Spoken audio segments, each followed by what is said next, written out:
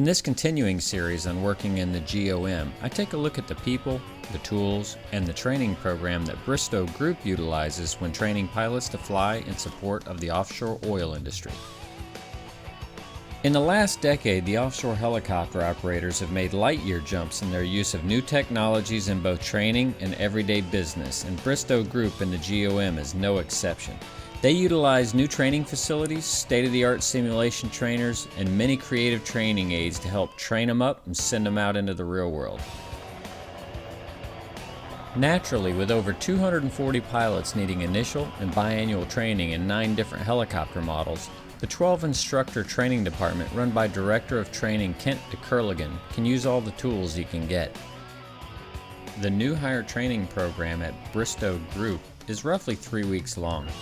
During that 3 weeks, a new hire can expect at least 48 hours of ground training, 6 hours of simulator training, and 18 hours of flight training. Once the 2 weeks of initial training are complete, new pilots will then enter a 3 to 7 day additional training period called the Initial Operating Experience Training, or IOE. It's during this time that new hires get to strap on the helicopter and get out into the world of real customers, open water, and oil rigs. This period of IOE flight training is done under the watchful eye of a company training captain on board the aircraft. We have to consider where the stairway is at, so the passengers have to get out and come around the nose of the aircraft. There's about 4.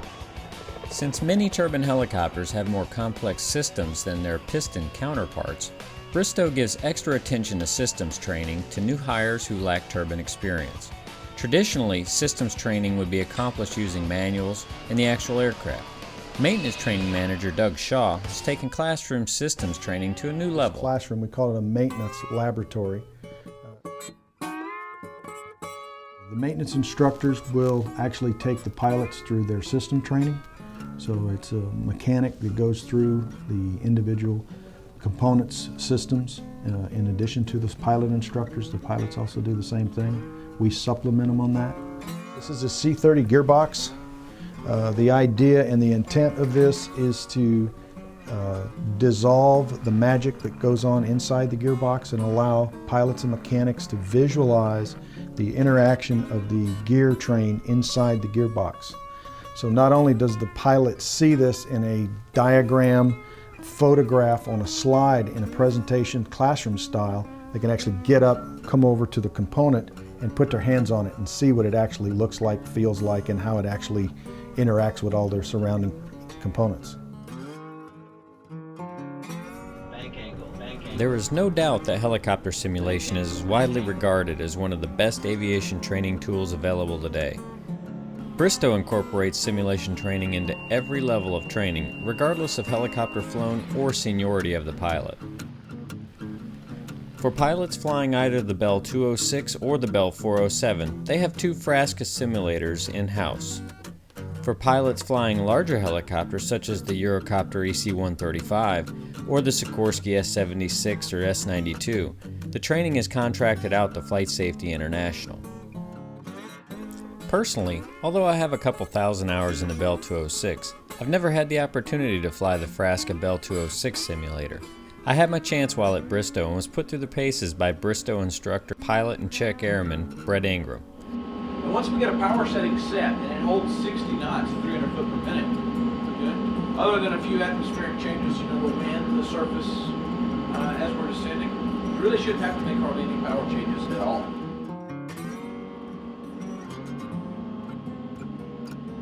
Although it was not a full motion simulator, it realistically trains pilots for normal, emergency procedures, and makes for an outstanding scenario-based training aid.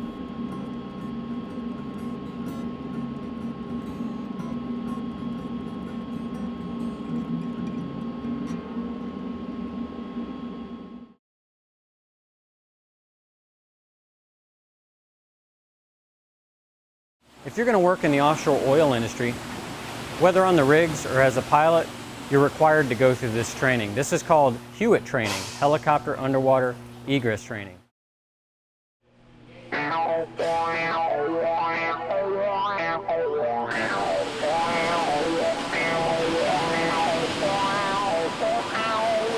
Most GOM operators would require this training as part of their new hire training program.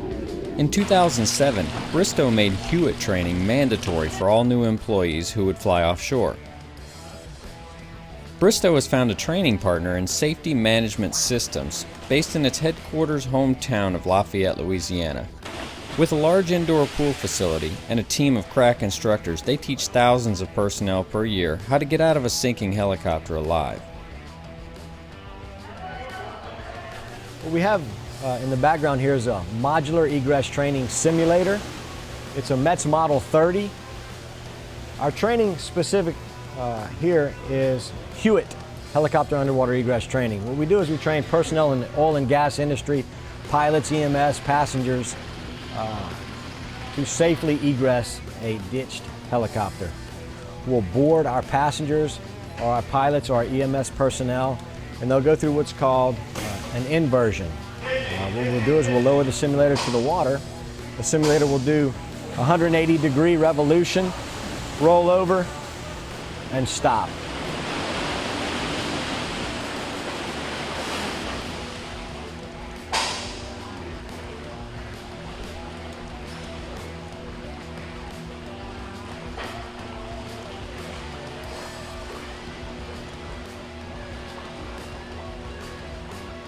Passengers or personnel, pilots would be inside, assuming the appropriate brace position.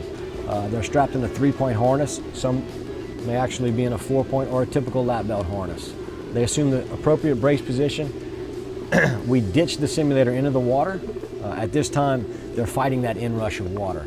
It's very important that the personnel know the exit configuration, seating configuration.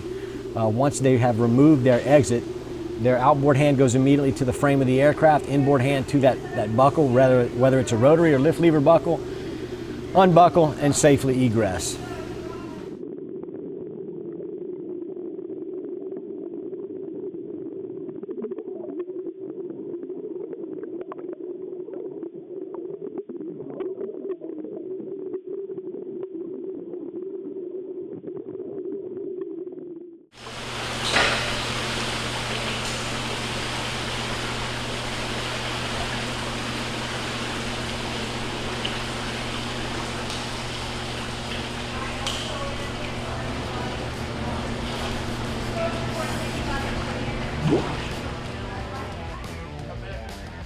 An amazing statistic that we have is that 91% of people who go through dunker training and actually go down in the helicopter make it out of the helicopter. In decades past, helicopter operators in the GOM, as well as the pilots in their employ, had the reputation of being cowboys from an operational standpoint. This was due in part by a culture that was developed which lived and sometimes died by the mantra of customer first, as opposed to safety first. The pilots themselves, both young and old, told me personally that in recent years that there have been major initiatives to reverse this mindset. Naturally, the customer's requirements are very high on the priority list, but no longer are those requirements trumping safety when it comes to flying and a decision-making process. This is further evidenced within the Bristow organization when you see how much effort and resources are directed at their world-class training facility and Target Zero safety initiative. Stay tuned for upcoming segments where we'll talk about maintenance, base living, flight following, and flying in the offshore environment.